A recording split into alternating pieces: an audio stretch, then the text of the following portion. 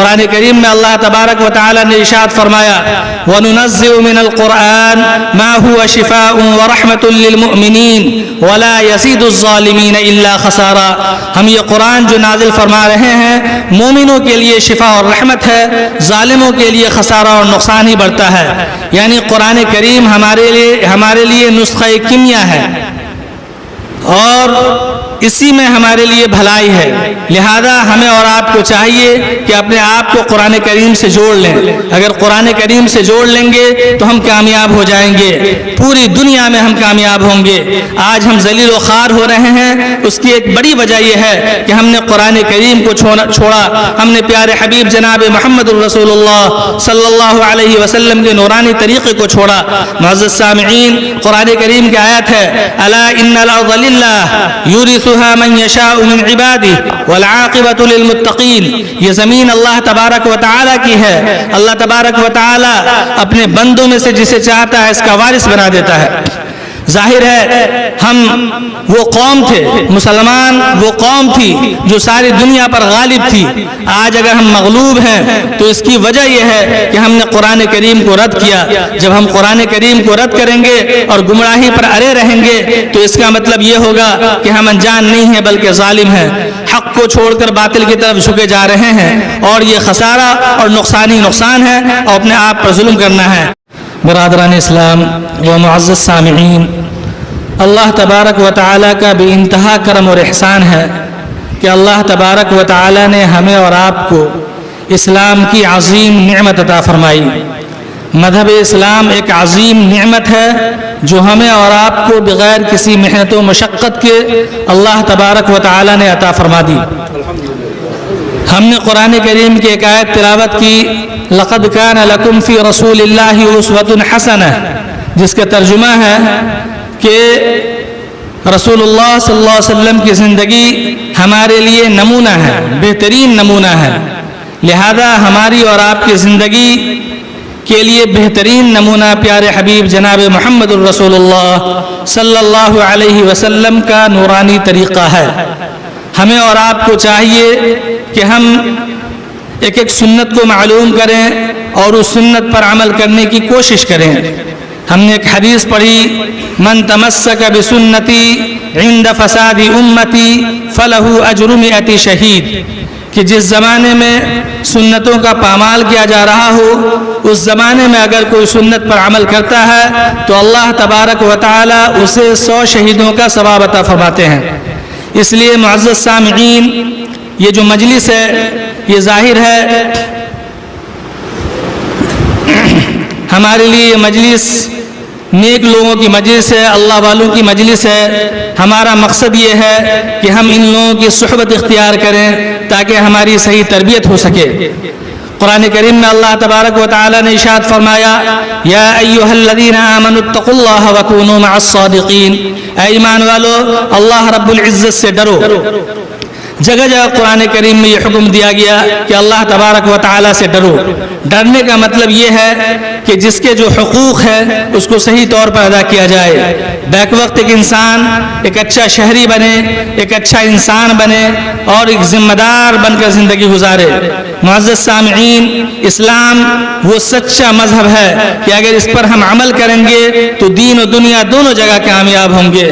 قرآن کریم اللہ تبارک و تعالیٰ نے ہمارے فلاح و بہبود کے لیے نازل فرمایا.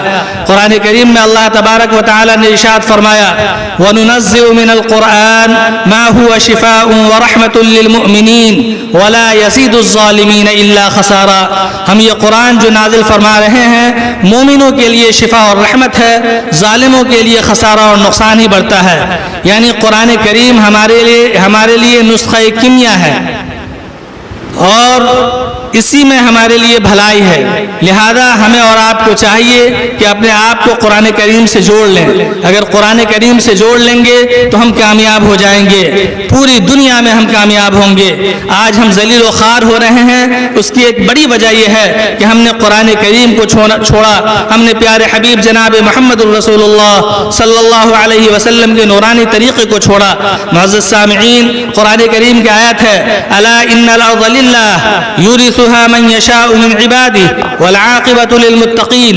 یہ زمین اللہ تبارک و تعالیٰ کی ہے. اللہ تبارک و تعالیٰ اپنے بندوں میں سے جسے چاہتا ہے اس کا وارث بنا دیتا ہے. ظاہر ہے ہم وہ قوم تھے، مسلمان وہ قوم تھی جو ساری دنیا پر غالب تھی. آج اگر ہم مغلوب ہیں تو اس کی وجہ یہ ہے کہ ہم نے قرآن کریم کو رد کیا. جب ہم قرآن کریم کو رد کریں گے اور گمراہی پر اڑے رہیں گے تو اس کا مطلب یہ ہوگا کہ ہم انجان نہیں ہیں بلکہ ظالم ہیں. حق کو چھوڑ کر باطل کی طرف جھکے جا رہے ہیں اور یہ خسارہ اور نقصان ہے اور اپنے آپ پر ظلم کرنا ہے.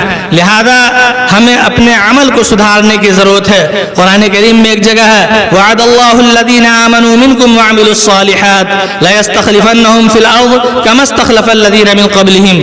اللہ رب العزت کا وعدہ ہے کہ اگر تم عمل صالح کرو گے تو زمین پر تم کو بادشاہ بنا دیا جائے گا جیسا کہ اگلے لوگوں کو بادشاہ بنایا گیا تھا. لہذا ہمیں ایمانی قوت چاہیے اور دین پر استقامت کے ساتھ عمل کرنے کی ضرورت ہے. ہمیں کبھی احساس کمتری کا شکار نہیں ہونا چاہیے چونکہ موت و حیات کا مالک اللہ تبارک و تعالی ہے.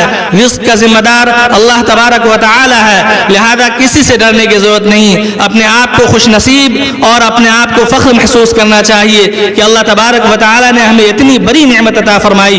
مذہب اسلام ایک عظیم نعمت ہے جو ہمیں اللہ تبارک و تعالی نے عطا فرمائی ہے. یہ نعمت کی ہمیں اور آپ کو قدر کرنی چاہیے. معزز سامعین، ہمیں اور آپ کو چاہیے کہ ہم اس نعمت کی قدر کریں.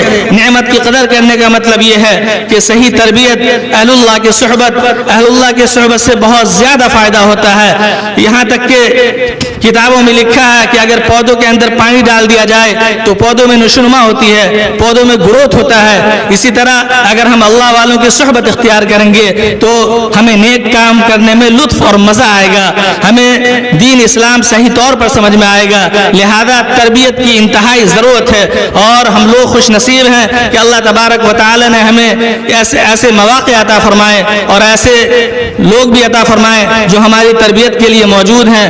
ہم ان تمام لوگوں کو مبارکباد دیتے ہیں جو لوگ اس طرح کی مجالس کا انعقاد کرتے ہیں اور اس پرفتن دور میں بھی لوگوں کے دین کے لیے محنت کرتے ہیں. لوگوں کے دلوں کو اللہ سے جوڑتے ہیں، لوگوں کے دلوں کے تعلق کو اللہ سے جوڑتے ہیں. اللہ تبارک و تعالی ہمیں بھی ایسے حضرات کی قدر کرنے کی توفیق عطا فرمائے. آپ حضرات کو بھی ایسے لوگوں کی قدر کرنے کی توفیق نصیب فرمائے. معزز سامعین، ادب بڑی قیمتی چیز ہے. ہمیں تو چونکہ ہم بڑے عالم نہیں ہیں لیکن حضرت کا حکم ہوا اس لیے میں آپ حضرات کے سامنے بیان کر رہا ہوں. لیکن سب سے بڑی بات یہ ہے کہ حضرت کے سامنے بولنا حضرت کے حکم کی وجہ سے ہے، ورنہ ہماری کوئی استطاعت اور صلاحیت نہیں تھی. معزز سامعین، قرآن کریم کی آیت جو ہم نے پڑھی وَنُنَزِّلُ مِنَ الْقُرْآنِ، جس کا ترجمہ ہے کہ یہ قرآن ہم نازل فرما رہے ہیں جو مومنوں کے لیے رحمت ہے. تو ظاہر ہے جن کے دل کے اندر ایمان ہے وہ مومن ہے اور مومن بندہ کو اللہ رب العزت سے محبت ہوتی ہے. قرآن کریم میں ہے وَالَّذِينَ آمَنُوا أَشَدُّ حُبًّا لِلَّهِ، کہ ایمان والوں کو اللہ رب العزت سے شدید محبت ہوتی ہے. اور محبت کیسے نہیں ہوگی؟ اگر ہم پروردگار عالم کے بارے میں سوچیں کہ یہ پروردگار عالم نے مجھے پیدا کیا، اس نے مجھے رزق دیا. جب میں ایک رزق کا لقمہ اٹھاتا ہوں اگر اس پر غور کروں تو ہمیں سمجھ میں آئے گا کہ یہ رزق ہمارے ہاتھ میں ہے. اللہ تبارک و تعالی نے کتنے مراحل طے کر کے ہم تک پہنچایا ہے. اللہ تبارک و تعالی نے کتنے مراحل طے کر کے ہم تک پہنچایا ہے. یقیناً اللہ تبارک و تعالی کی اس نعمت کا ہمیں اور آپ کو شکر ادا کرنا چاہیے اور ہمیشہ اللہ تبارک و تعالی کا شکر ادا کرتے رہنا چاہیے. شکر کرنے سے اللہ تبارک و تعالی نعمت میں اضافہ کرتے ہیں. لہذا قرآن کریم میں ہے لئن شکرتم لازیدنکم، اگر تم شکر کرو گے اللہ تبارک و تعالی اضافہ کریں گے. تو اللہ تبارک و تعالی کی طرف سے مذہب اسلام بھی ایک عظیم نعمت ہے جو ہمیں اور آپ کو اللہ رب العزت نے عطا فرمائی. لہذا ہمیں خوش رہنا چاہیے کہ اللہ نے ہمیں ایسا عظیم نعمت عطا فرمایا. اس کے لیے ہمیشہ شکر ادا کرنا چاہیے، پنج وقتہ نمازوں کی پابندی کرنی چاہیے، حلال طریقے سے معاش کمانے کی فکر کرنی چاہیے اور اللہ تبارک و تعالی سے ہمیشہ یہ دعا کرنی چاہیے کہ اللہ تبارک و تعالی جب تک دنیا میں زندہ رکھے ایمان کے ساتھ دنیا میں زندہ رکھے اور ایمان پر خاتمہ فرما دے، کیونکہ شیطان بہت بڑا دشمن ہے. قرآن کریم میں ہے ان الشیطان لکم عدو فاتخذوہ عدوا، بے شک شیطان تمہارا دشمن ہے بس تم اس کے ساتھ دشمنی کرو۔ شیطان کی یہ کوشش ہوتی ہے کہ اسے اللہ سے دور کر دیا جائے، وہ ہمیشہ لگا رہتا ہے، وہ ہمیشہ اس بات کی کوشش کرتا ہے۔ لہذا ہمیں اور آپ کو چاہیے کہ شیطان کے اس وسوسے سے بچنے کی دعا کریں۔ اللہ تبارک و تعالیٰ کی توفیق کے بغیر کچھ نہیں ہو سکتا۔ شیطان تمام لوگوں کے پیچھے پڑا ہے، جو نیک لوگ ہیں ان کے پیچھے اور زیادہ پڑا ہوتا ہے، کیونکہ اس کو اگر وہ راستے سے بھٹکا دے گا تو وہ زیادہ کامیاب ہوگا۔ بنی اسرائیل کا ایک واقعہ ہے جو میں آپ کو سنا کر کے اپنی تقریر ختم کروں گا۔ بنی اسرائیل میں ایک راہب تھے جس کا نام برسیسا تھا، بہت بڑے راہب اور بہت بڑے عبادت گزار۔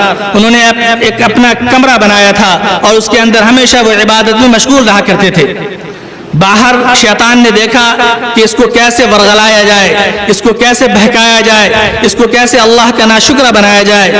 اس نے ٹھیک ان کے گھر کے باہر کھڑکی کے سامنے نیت باندھ لی اور نماز پڑھنا شروع کر دیا۔ جب حضرت فارغ ہوتے تو کھڑکی سے جھانک کر دیکھتے تو ان کو شیطان نظر آتا کہ وہ عبادت میں مصروف ہے۔ آہستہ آہستہ حضرت کے دل میں اس بات کا احساس ہوا کہ یہ کافی نیک ہے اور ہمیشہ عبادت اور ریاضت میں لگا رہتا ہے۔ پھر ایک دن بارش ہو رہی تھی، حضرت نے اس سے کہا کہ ایسا کرو کہ بارش ہو رہی ہے، تم اندر آ جاؤ اور یہاں عبادت کرو۔ شیطان کی تو یہی خواہش تھی کہ میں حضرت کے قریب جاؤں تاکہ ہمیں خوب موقع ملے اور ان کو اللہ سے دور کر دوں۔ لہذا وہ اس بات کو مانتے ہوئے اس نے کہا کہ مومن کی دعوت کو قبول کر لینی چاہیے، اور وہ ان کے ساتھ آ گیا اور اس نے عبادت کرنا شروع کر دیا۔ خوب عبادت کیا کرتا تھا، حتیٰ کہ 1 سال گزر گیا۔ 1 سال کے بعد اس نے شیطان نے اس عابد شخص سے کہا کہ اب میرا وقت پورا ہو چکا ہے، اب میں جا رہا ہوں، لیکن جاتے ہوئے آپ کو ایک وظیفہ سکھا کر جانا چاہتا ہوں۔ یہ وظیفہ یا دم ایسا ہے کہ اگر آپ اس کو کسی پر پڑھ کر دم کر دیں گے تو اگر کوئی بیمار ہوگا تو وہ ٹھیک ہو جائے گا۔ حضرت نے کہا اس کی ہم کو ضرورت نہیں ہے۔ انہوں نے کہا نہیں، ہم کو یہ وظیفہ بڑوں سے ملا ہے، آپ ضرور اس کو سیکھ لیں۔ تو انہوں نے کہا ٹھیک ہے۔ تو انہوں نے ایک دم سکھایا۔ دم سکھانے کے بعد ان کو کہا کہ حضرت جب کبھی کوئی پریشان ہو جائے یا بیمار ہو جائے آپ ان کو دم کر دیا کریں، فوراً ٹھیک ہو جائے گا۔ اس کے بعد وہ شیطان فوراً وہاں سے نکلا اور اس ملک کا جو بادشاہ تھا اس کی جوان بیٹی تھی اس پر اثر ڈالا، وہ بیمار ہوئی۔ بیمار ہونے کے بعد ڈاکٹروں نے ان کا علاج کیا، کافی علاج ہوا لیکن کوئی فائدہ نہیں ہوا۔ لوگوں نے کہا کہ اس وقت سب سے بڑا عابد کون ہے؟ تو لوگوں نے برسیسا راہب کے بارے میں بتایا۔ تو بادشاہ نے کہا کہ ان کو ایک بار دکھا دیا جائے۔ تو لوگوں نے کہا کہ حضرت وہ آئیں گے نہیں۔ تو بادشاہ نے کہا کہ ہم لوگ چلے جائیں گے، ہم لوگ جا کر کے ان سے التجا کریں گے۔ لہذا بادشاہ کے لوگ بچی کو لے کر وہاں گئے۔ برسیسا راہب کے ذہن میں بات آئی کہ مجھے ایک بزرگ نے یہ دعا سکھائی تھی، میں اس کو پڑھ کر آزما لیتا ہوں۔ لہذا اس نے دم کیا۔ دم کرنے کے بعد چونکہ شیطان نے اثر ڈالا تھا وہ ٹھیک ہو گئی۔ ٹھیک ہونے کے بعد بادشاہ سلامت چلے گئے۔ بادشاہ کو اسی وقت جنگ میں جانا پڑا۔ لہذا بادشاہ نے کہا کہ بچی برابر بیمار ہو جا رہی ہے اور اسے کب کیا ہوگا ہمیں معلوم نہیں، لہذا بچی کو ہم برسیسا راہب کے ہاں رکھ کے جائیں گے۔ یہ بات برسیسا راہب کو بتائی گئی۔ انہوں نے کہا نہیں، میں اپنے گھر میں ان کو نہیں رکھوں گا۔ اس نے کہا ٹھیک ہے، میں آپ کے بغل میں ایک محل بنا دیتے ہیں، وہاں ہماری بچی رہے گی اور کبھی خدا نخواستہ بیمار پڑی آپ ان کو دم کر دیں گے۔ شیطان نے کیسی چال چلی ہے ہمیں اور آپ کو غور کرنے کی ضرورت ہے۔ اس کے بعد ایک گھر بنا دیا گیا اور اس میں اس لڑکی کو رکھ دیا گیا۔ اس کے بعد شیطان نے حضرت کے دماغ میں بات ڈالی کہ بچی اکیلے رہتی ہے، اس کو پریشانی ہوتی ہوگی، لہذا اس کو کچھ نہ کچھ نصیحت کیا جائے۔ لہذا وہ باہر سے نصیحت کیا کرتے تھے۔ پھر شیطان نے دماغ میں بات ڈالی کہ باہر سے نصیحت کرتے ہیں، نہ جانے بچی کچھ سمجھتی ہے یا نہیں سمجھتی، آپ اندر جا کر نصیحت کیا کریں۔ آہستہ آہستہ شیطان نے اپنا کام کیا اور حضرت اندر چلے گئے۔ اندر جا کر نصیحت کرتے رہے۔ پھر ایک چارپائی تھی، حضرت کے ذہن میں آیا کہ بیٹھ کر نصیحت کرتے ہیں۔ پھر نصیحت کرتے کرتے یہ معاملہ ہوا کہ شیطان نے اس عورت کی محبت ڈال دی اور عورت کے دل میں بھی ان کی محبت ڈال دی اور یہ لوگ گناہ کے مرتکب ہو گئے۔ اس کے بعد جب گناہ کے مرتکب ہو گئے تو ایک پیٹ میں ایک بچہ بھی ہوا۔ بچہ ہونے کے بعد جب یہ بچہ پیدا ہوا تو حضرت کے ذہن میں یہ بات آئی کہ اب تو معاملہ خراب ہو جائے گا، لوگوں کو معلوم ہوگا، لہذا اس بچے کو مار دینا چاہیے۔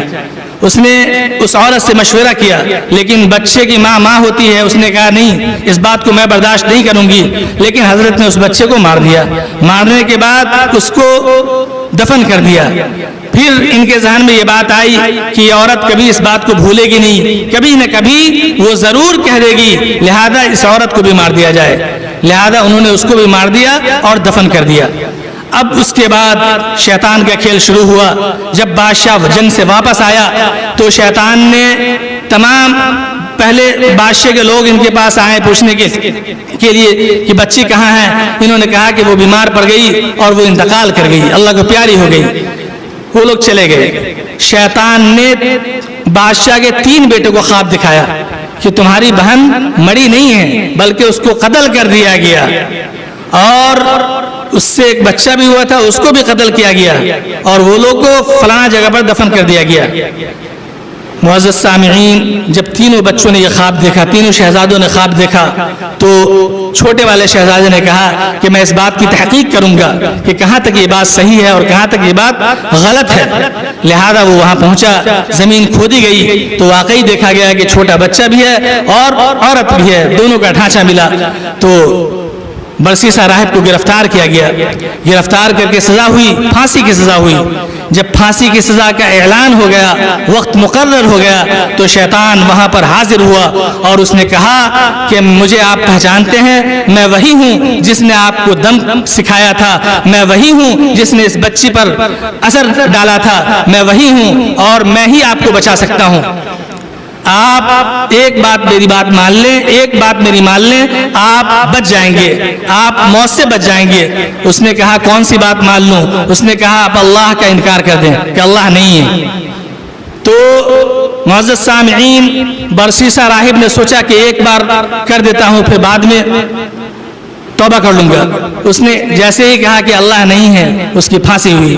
تو بتانے کا اصل مقصد یہ ہے کہ شیطان کس طریقے سے لگا رہتا ہے، لہذا ہمیشہ ہمیں اور آپ کو سمجھنا چاہیے کہ شیطان ہم پر لگا ہوا ہے۔ اللہ رب العزت سے دعا کرتے رہنا چاہیے کہ اللہ تبارک و تعالی ہمیں اور آپ کو ایمان پر خاتمہ فرما دے۔ یہ بہت قیمتی نعمت ہے ایمان۔ ایمان کتنی قیمتی نعمت ہے، ہمیں اور آپ کو سمجھ میں نہیں آتا۔ جن کے دل کے اندر ایمان ہے ان کو سمجھ میں آتا ہے کہ ایمان کتنی قیمتی دولت ہے۔ ایمان کا مطلب یہ ہے کہ ساری چیزوں کا سودا ہو سکتا ہے لیکن ایمان کا سودا نہیں ہو سکتا۔ لہذا بزرگوں کی دعائیں رہتی تھی کہ اللہ ہمیں شیطان سے حفاظت فرما۔ جس طریقے سے آپ نے آسمان کو زمین پر گرنے سے روک کے رکھا ہے، اسی طرح ہمیں شیطان کو مسلط ہونے سے بچا، ہمارے اوپر شیطان کے مسلط ہونے سے بچا۔ اللہ تبارک و تعالی سے ہمیں بھی، آپ حضرات کو بھی دعا کرنا چاہیے کہ اللہ تبارک و تعالی ہمیں اور آپ کو شیطان سے حفاظت فرمائے۔ اللہ تبارک و تعالی ہمیں اور آپ کو کہنے سننے سے زیادہ عمل صالح کی توفیق عطا فرمائے۔ وما علینا الا البلاغ، وآخر دعوانا الحمد للہ رب العالمین۔